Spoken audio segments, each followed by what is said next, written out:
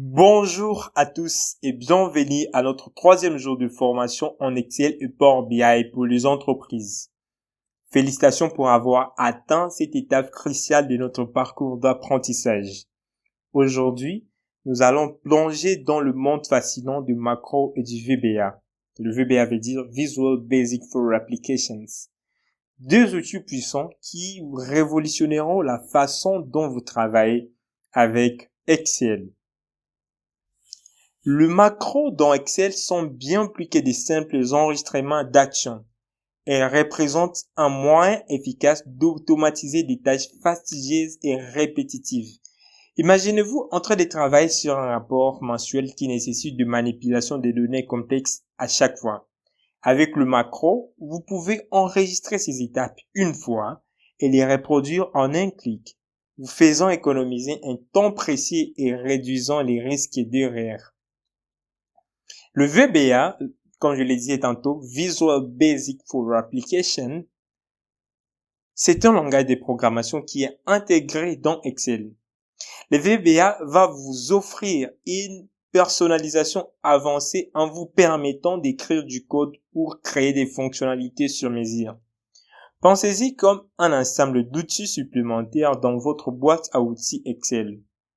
Besoin de générer des rapports automatisés, de créer des formulaires interactifs ou d'intégrer Excel avec d'autres logiciels, le VBA peut le faire pour vous. Quelle est la différence entre le macro et le VBA? Très simple, ce qu'il faut retenir est que le macro sont des enregistrements d'actions effectuées dans Excel. Alors que le VBA, qui est un langage de programmation comme je l'ai dit tantôt, va vous permettre de créer des automatisations plus avancées et automatisées. Passons maintenant aux avantages de l'automatisation avec le macro et les VBA. Premièrement, l'efficacité accrue. En automatisant des tâches répétitives, vous gagnez du temps et vous pouvez consacrer sur des tâches plus importantes. Deuxièmement, la précision et la fiabilité. En réduisant les risques d'erreurs humaines, vous obtenez des résultats plus précis à chaque fois. Troisièmement, l'adaptabilité et la personnalisation. Le macro et le VBA vous offrent la flexibilité nécessaire pour personnaliser les automatisations en fonction de vos besoins spécifiques. Dans cette leçon, nous allons d'abord explorer en détail le macro en Excel en apprenant à les créer et à les utiliser pour automatiser des tâches répétitives. Nous couvrirons également les bonnes pratiques des créations et des gestions du macro.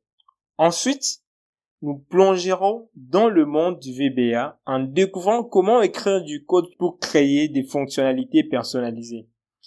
Vous serez étonné de voir à quel point ces outils peuvent transformer votre manière de travailler avec Excel. Êtes-vous prêts, chers amis?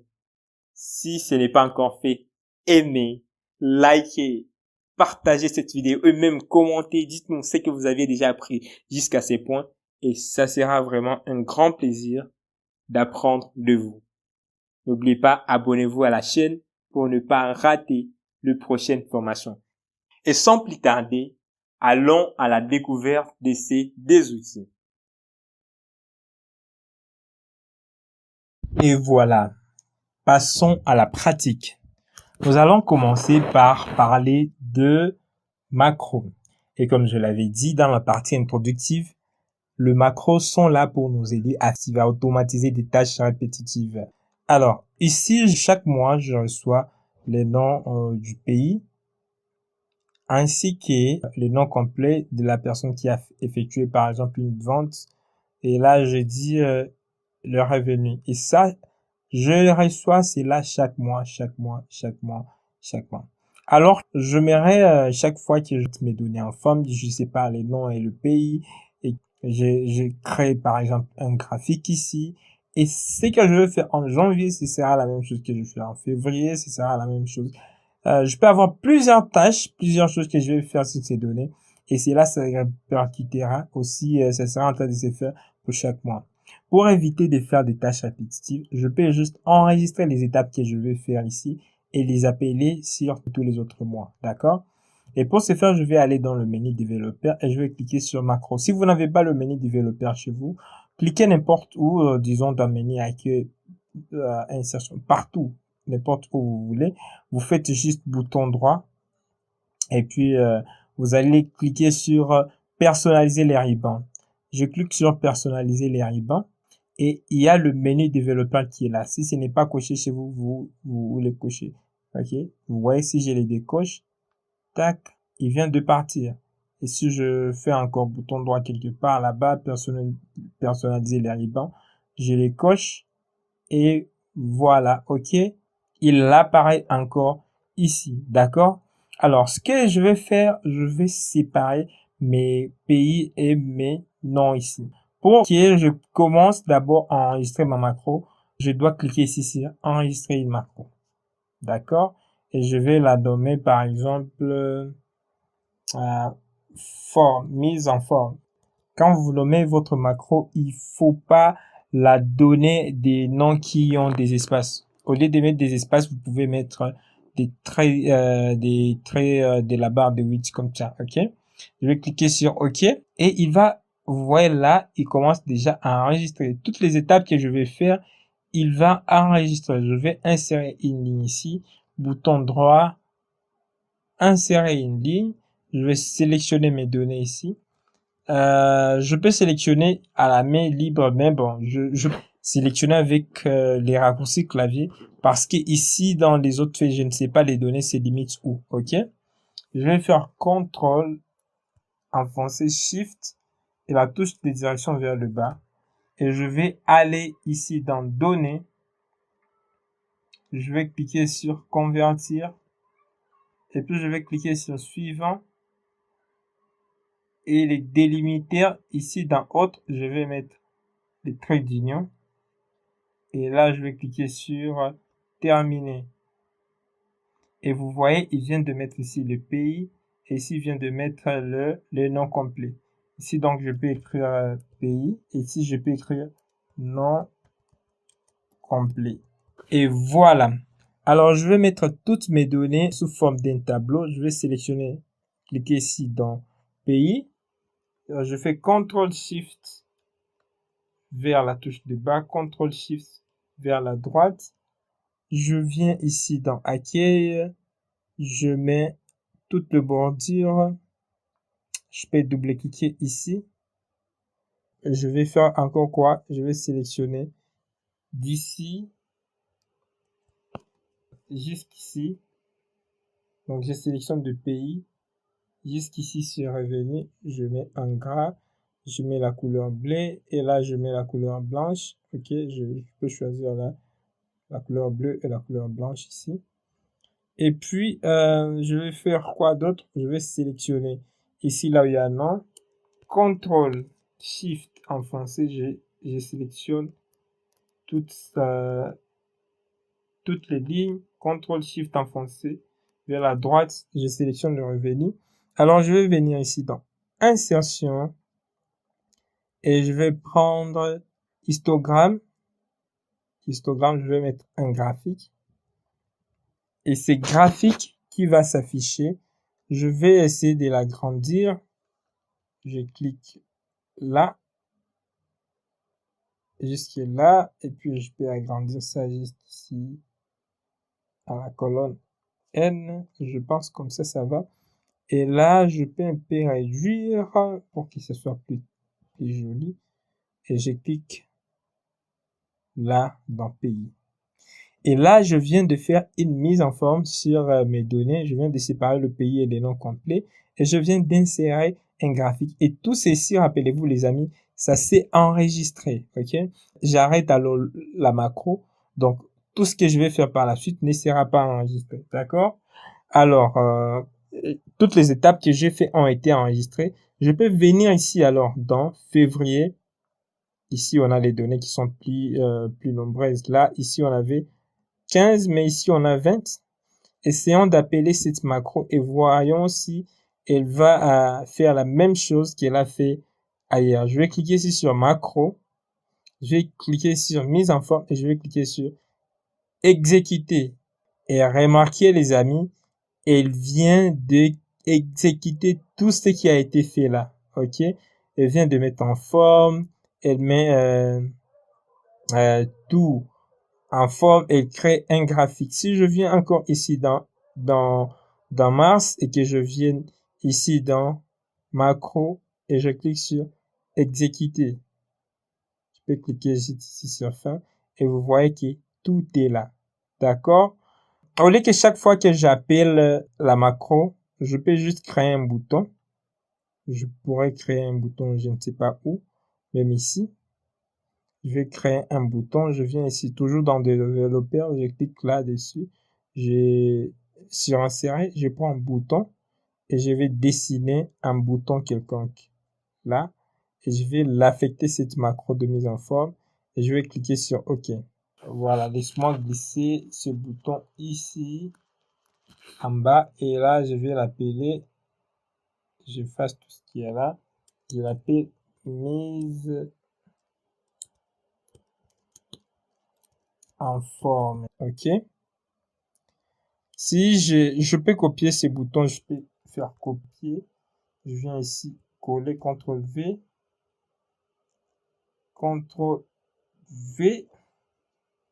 Alors je vais retourner ici.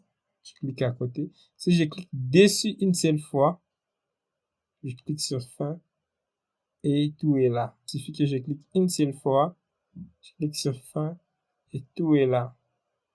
Si je clique sur ici, fin et tout est là. D'accord?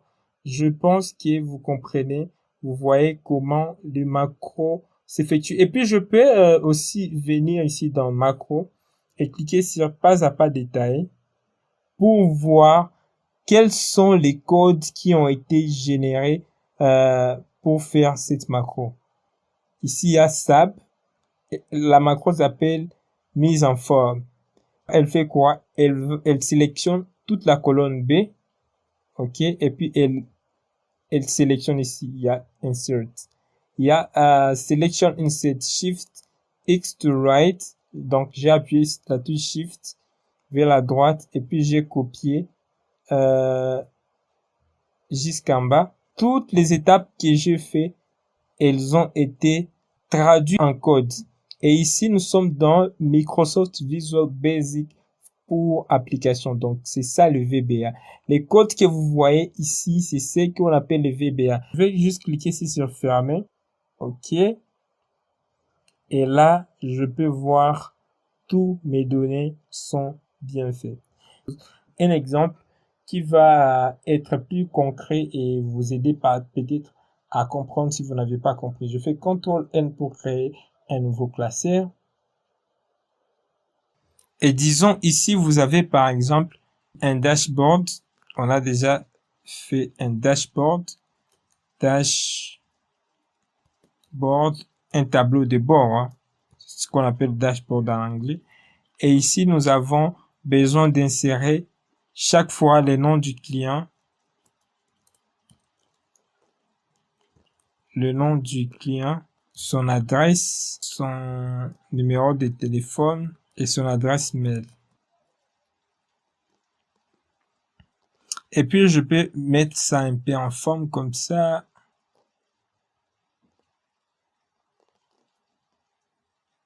Ici, je vais enregistrer ces clients chaque fois. Je vais mettre un bouton ici, insertion, illustration, forme. Et puis, je viens ici, je crée un bouton pour enregistrer un client. Je fais une petite mise en forme là, et je mets en gras. Tout ce qu'il y a ici, je mets en gras. Et je peux venir changer un peu de mise en forme, de la forme. Je change de style. Je prends par exemple celui-ci, c'est pas mal. D'accord? Et puis, ici, je vais essayer de créer une autre feuille que je vais appeler client. Tous les clients qui sont enregistrés chez moi. Donc, je vais prendre ça, je sélectionne copie. je viens ici dans client, je colle CTRL V, mais je vais transposer, je clique sur option et je clique sur transposer. Et là, j'ai la table de mes clients, ok? Alors, ce que je vais est que, par exemple, j'enregistre un client qui s'appelle Oscar. Je mets adresse, par exemple, je mets Kinshasa. Je mets les numéros de téléphone, par exemple. Et je mets mon adresse mail. Alors, je vais commencer par enregistrer mon macro. Je vais cliquer ici sur macro. J'appelle mon macro enregistrer client, un reg client. Je clique sur OK. Et je vais venir ici dans client. Je vais insérer une ligne là où va entrer les clients. Je fais bouton droit. Insérer. Je retourne ici dans cette ligne. Je viens dans dashboard. Je sélectionne ceci. Copier. Je viens ici.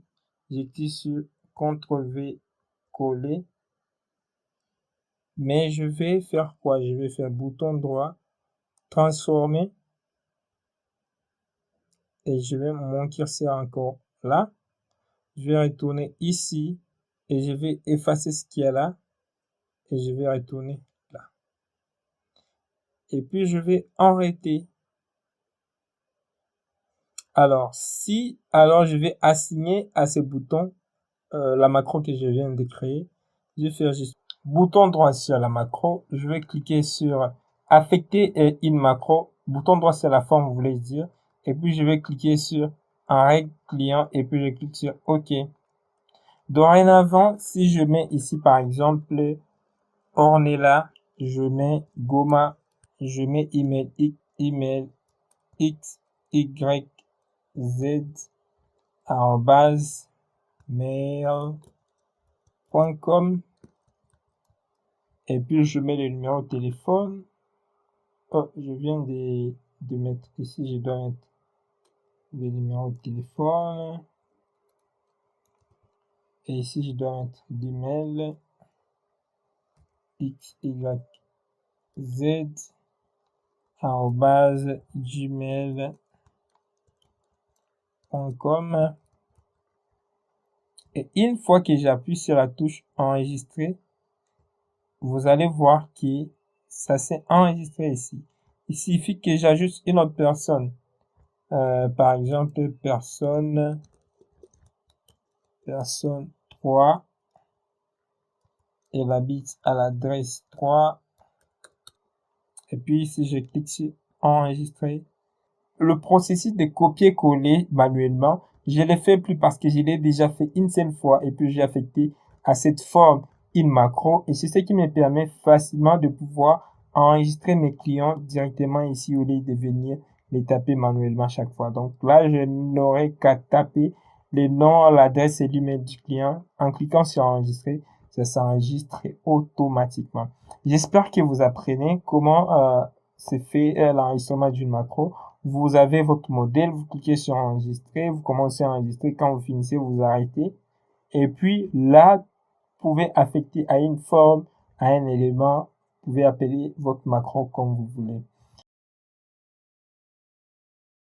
Parlons maintenant du VBA. Je dis le VBA, c'est le Visual Basic for Applications. C'est un langage de programmation qui va nous permettre de faire des choses encore plus avancées qui est le macro. Alors, ce que nous allons faire là devant vous, vous avez une feuille d'une entreprise qui fait par exemple des commandes et des réquisitions hebdomadairement. Imaginez que vous êtes engagé pour produire chaque fois des bons de commande et des réquisitions chaque semaine. Ici, il y a l'idée des commandes, les noms, le produit, la quantité de ce qui a été commandé, le prix, la réduction et les totales. Normalement, les totales, c'est ce qui a été la quantité multiplié par le prix moins ce qu'on a réduit. J'ai mis une formule simple là. Pour aller plus loin, je m'aimerais que nous créions ensemble une fonction qui va nous aider à faire la réduction, à trouver la réduction. Et on va se dire que chaque fois, si quelqu'un a commandé une quantité qui est supérieure à 25, donc on va réduire sur son prix, on va faire une réduction de 20%. Normalement, on pourrait faire ça avec une fonction si, mais nous allons créer notre propre fonction parce qu'avec le VBA, il y a la possibilité de créer vos propres fonctions. Vous voyez déjà, c'est une puissance qu'a le VBA. Ici, j'ai la fait commande et ici, j'ai une fait copie commande. C'est la même chose. Je vous expliquerai pourquoi j'ai dupliqué cela dans la suite. Alors, je vais ouvrir le VBA. Pour ouvrir le VBA, je vais venir dans le menu développeur. Si vous n'avez pas le menu développeur ici sur votre Excel, vous pouvez faire un bouton droit sur n'importe quel menu là et vous allez voir personnaliser les rubans. Il y a l'option de personnaliser des rubans qui s'affiche et vous allez cocher ici développeur. Là, je coche OK et le menu développeur est là. Alors, vous allez venir ici dans VBA ou carrément vous pourriez faire Alt plus F11 parce qu'il me montre ici qu'en faisant Alt plus F11, je peux immédiatement accéder au VBA. Je vais cliquer là et il y a le VBA qui vient de s'ouvrir ici. Il y a l'éditeur Microsoft Visual Basic pour application qui vient de s'ouvrir. Ici, j'ai le projet et c'est ici où je serai en train d'écrire mon code. Alors, ce que je vais faire, je vais aller dans le menu insertion et je vais insérer une module. Et là, je peux agrandir cela plus facilement. Et quelle est la fonction que je vais créer? Je vais créer une fonction qui va m'aider à faire la réduction si quelqu'un a acheté une quantité qui est supérieure à 25. Ici, dans le module VBA que je viens de créer, je vais écrire function en anglais. Et cette fonction, parce que tout ici sera en train de s'écrire en anglais, tout le mot-clé. Cette fonction, je vais l'appeler réduction. J'écris réduction, j'ouvre la parenthèse et je ferme la parenthèse et je fais entrer. Une fois que je fais entrer, il y a end function qui vient de se positionner là. Et c'est ici au milieu où je vais écrire mon code. OK? Et j'ai dit ici dans réduction, qu'est-ce que je vais mettre? Je vais mettre la variable quantité et la variable prix. Je peux abréger comme ça quantité, virgule et prix. Ce que je vais mettre là, je vais dire si la quantité est supérieure à 25, alors que la réduction soit égale à la quantité multipliée par le prix multiplié par 0.2 qui est 20% de ce que je vais réduire. Et je vais faire entrer. Sinon, la réduction sera égale à 0. Et là, je vais mettre end if pour finir avec cette fonction if que j'ai créée. Et je vais finir avec cette fonction end if que je viens de créer. Et là, ça semble peut-être un peu déroutant si vous ne connaissez pas l'anglais, mais juste avec un peu d'anglais, vous allez vous retrouver dans le mot-clé. Ce que je viens d'écrire ici, j'ai dit if, si la quantité est supérieure à 25, then veut dire alors, la réduction, ça sera égal à la quantité multipliée par le prix multiplié par 20%. 20% c'est 0.2. Là, je dis 0.2, pas 0,2 parce que là, nous sommes en train d'écrire en anglais. Sinon, c'est ça else, la réduction est égale à 0. Et là, si je viens cette fois-ci ici dans réduction, je fais égal réduction. Vous pouvez déjà voir, il y a la fonction réduction que je viens de créer qui s'affiche là. Et là, je peux déjà mettre la quantité. Si vous ne voyez pas le paramètre que vous allez mettre là, vous pouvez faire CTRL SHIFT et A et vous allez voir les paramètres que vous devez entrer. Donc, il me demande d'entrer la quantité et les prix. Et dans quantité, je vais prendre ici. Et ici, là où il y a prix, je vais sélectionner. Là où il y a prix, j'efface ce qui est là. Et je vais mettre ceci. Et si je fais entrer, vous voyez qu'il vient de me trouver la réduction. Et je peux double-cliquer là pour me trouver tout. Parfait. Vous voyez que là, j'ai la possibilité de créer ma fonction directement avec le VBA. Et voilà. Disons que chaque fois, après que j'ai envoyé ces fichiers à mes collaborateurs, j'aimerais effacer ces données pour y insérer les données d'une autre semaine. Je peux créer un bouton ici qui sera en train de me permettre d'effacer toutes les données qui sont ici. Et ce que je vais faire, je vais effacer les lignes là. Je vais créer une autre procédure. Ici, je viens de créer une fonction, mais tout à l'heure, je vais vous montrer qu'il y a aussi une possibilité de créer une procédure pour nettoyer mes données ici. Et là, je vais, cette fois-ci, pour la procédure, je vais pas taper fonction, mais plutôt je vais faire SAB. Et cette procédure, je vais l'appeler effacer données. Rassurez-vous de ne pas mettre des accents ni des espaces dans le nom de vos procédures. J'ouvre la parenthèse et je ferme la parenthèse, je fais entrer. Remarquez qu'il vient de me tracer une ligne pour me séparer ma fonction et ma procédure. Et ce que je vais faire, je vais supprimer à partir de la ligne 6. Je ne vais pas supprimer partout là parce que c'est là où il y a mes données jusqu'à la ligne 5 qui a mon en-tête. Je vais supprimer à partir de la ligne 6, donc tout ce qui est ici en bas. Et pour ce faire, je vais sélectionner les lignes. Une ligne en anglais, ça s'appelle row. Alors, pour supprimer ces lignes, ce que je vais faire, je vais écrire rows. Je vais ouvrir la parenthèse, j'ouvre les guillemets, je mets 6, 2 points. Je ferme les guillemets et je vais mettre les et commerciales. Je vais écrire rows.count pour prendre toutes les lignes qui sont là en bas. Et je vais fermer la parenthèse, je vais faire point clear content. Et rassurez-vous de mettre les C en majuscule, l'autre C en majuscule et d'ajouter S à la fin. Clear content. Et je vais faire entrer. Et si j'essaie d'effectuer cette opération d'effacer les contenus, je peux venir par exemple là et je vais dire égal effacer. Vous voyez que cette fois-ci, effacer contenu ne s'affiche pas ici parce que là, je n'ai pas une fonction mais plutôt une procédure. Et pour exécuter une procédure, ce que je vais faire, je vais venir ici sur ces petits boutons d'exécuter. Je vais cliquer sur exécuter et vous voyez, il y a toutes mes données qui viennent de s'effacer. Essayons d'ajouter d'autres données ici. Je peux ajouter quelques données ici dans commande. J'ajoute par exemple quelque chose là. Et si encore je viens ici sur le bouton exécuter, ça vient de s'effacer. Et remarquez que moi j'ai positionné de sorte que ici j'ai ma fenêtre Excel et ici j'ai ma fenêtre VBA parce que là il me crée deux fenêtres, la fenêtre VBA et la fenêtre Excel. Voilà, donc vous pouvez repositionner comme vous voulez. Alors, disons que avant que mes données s'affichent, j'aimerais avoir une boîte de dialogue qui va me demander si vraiment je vais effacer mes données parce que je ne vais pas les perdre le plus rapidement possible. Ce que je vais faire, je vais créer une boîte de dialogue qui va me demander est-ce que vous voulez vraiment supprimer vos données. Si je dis oui, ça supprime. Si je dis non, ça ne va pas se supprimer. Alors, comment je vais créer ma boîte de dialogue? Je vais venir ici dans la procédure effacer données. Je vais dire réponse. Je vais écrire une variable qui va s'appeler réponse.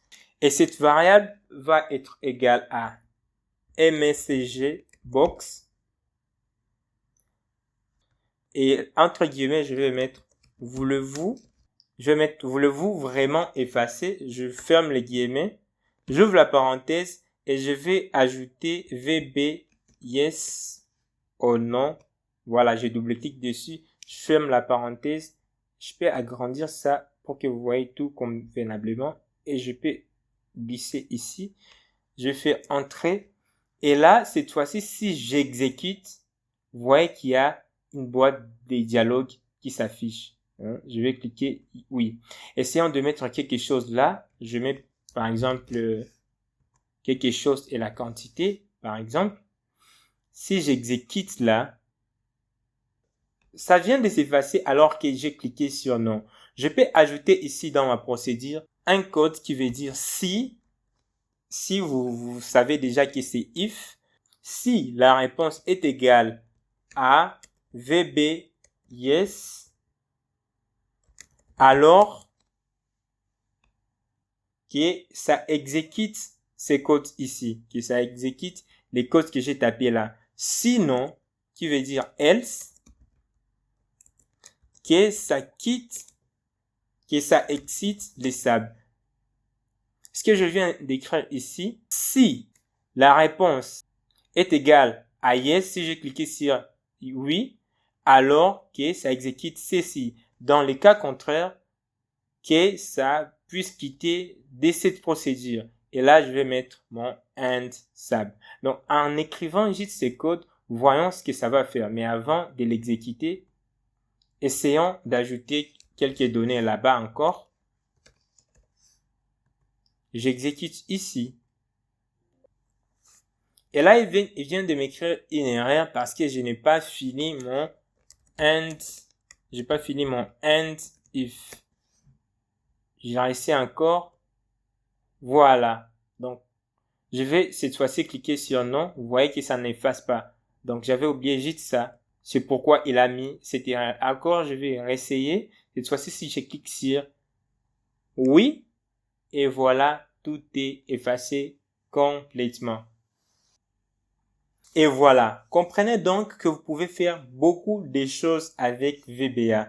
Et dans cette formation, je peux pas vraiment tout couvrir. Normalement, faudrait que je commence par parler des variables, le boucle, les structures conditionnelles. Donc, il y a beaucoup de choses à voir dans le VBA. Et avec le VBA, vous avez la possibilité de faire tout ce que vous voulez en Excel. Et comme dans cette formation, il n'y a pas moyen de donner tout au même moment parce que ça peut prendre aussi une autre semaine de formation. Je vais réserver une formation complète avancée de plus de 8 heures de A à Z à tous ceux qui auront les certificats. À tous ceux qui auront les certificats, rassurez-vous, vous aurez la formation complète de A à Z, le macro et le VBA qui vont vous permettre d'aller plus loin dans ce que je suis en train de dire ici. Et c'est là, vous l'aurez gratuitement si vous commandez votre certificat. On va aller plus loin et voir encore ce que peut faire le VBA. Je vais copier-coller un code plus rapidement pour éviter de perdre le temps en train d'écrire là.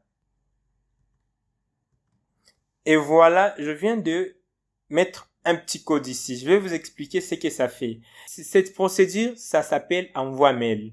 Je viens de créer une variable du type objet qui s'appelle nom de l'application et une variable qui s'appelle mail envoyé qui est aussi du type objet. Alors, le nom de l'application que je vais utiliser pour envoyer le mail, ici, je nomme ça, je peux réduire là pour que vous puissiez voir tous les codes convenablement.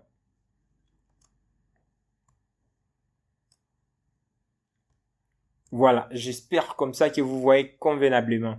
Ici, le nom de l'application, je vais l'appeler Outlook. Donc, l'application que je vais créer, ça va s'appeler Outlook.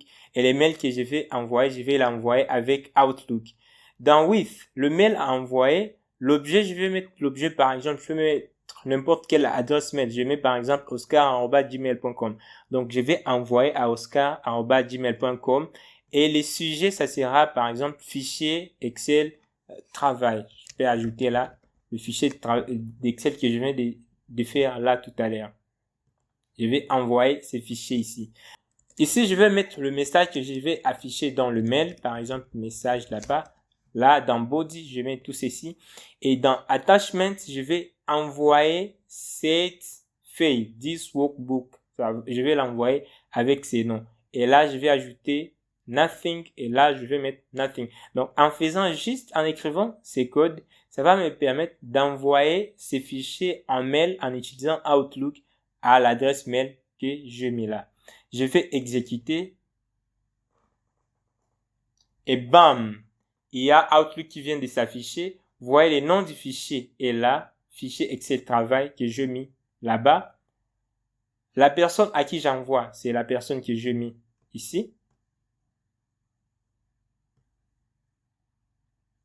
C'est la personne que je mets ici. J'ai réduit un peu pour que vous puissiez voir tout convenablement. Et le texte, le corps du message, c'est ça le body que j'ai défini. Vous comprenez les amis qu'avec le VBA, vous pouvez aller plus loin. Vous pouvez même automatiser l'envoi de vos mails. Et là, je vais juste cliquer sur envoyer et le mail sera parti. Donc, je ne vais pas faire cela. Comprenez qu'avec le VBA, vous pouvez faire beaucoup de choses. Je vais enregistrer ces fichiers. Je vais faire CTRL-S et il me dit comme c'est un projet Outlook, il faut que j'enregistre sous format macro. Je vais cliquer sur enregistrer. Du coup, là, ça sera sous format macro.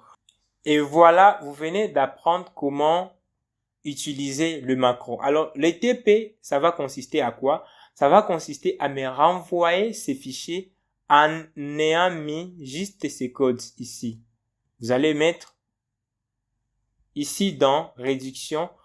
Lorsque je vais ouvrir votre fichier, je vais essayer de voir si vous aviez pu parvenir à créer cette fonction réduction. Autre chose par rapport à l'envoi de mail, ne vous souciez pas de ça. Je peux effacer tout ça parce que vous n'allez pas envoyer ça. Vous allez juste m'envoyer le fichier qui contient cette fonction réduction pour vraiment voir que vous aviez pu mettre ça et vous mettez cette fonction. C'est ce que vous allez faire comme travail. Vous me renvoyez ces fichiers via les liens en description de cette vidéo. Vous me renvoyez ces fichiers avec la fonction réduction qui a été créée et n'oubliez pas d'enregistrer ça et sous format macro et m'envoyer les fichiers. Merci beaucoup. J'espère que vous avez appris beaucoup de choses. S'il y a des questions, des préoccupations, n'hésitez pas à me faire connaître dans les commentaires ou dans les groupes de discussion. Et n'oubliez pas, demain, nous allons commencer avec Power BI. Donc, si vous n'êtes pas encore abonné à la chaîne, aimez cette vidéo, faites-le pour ne pas rater la prochaine séance. Merci, on se retrouve demain pour une prochaine leçon.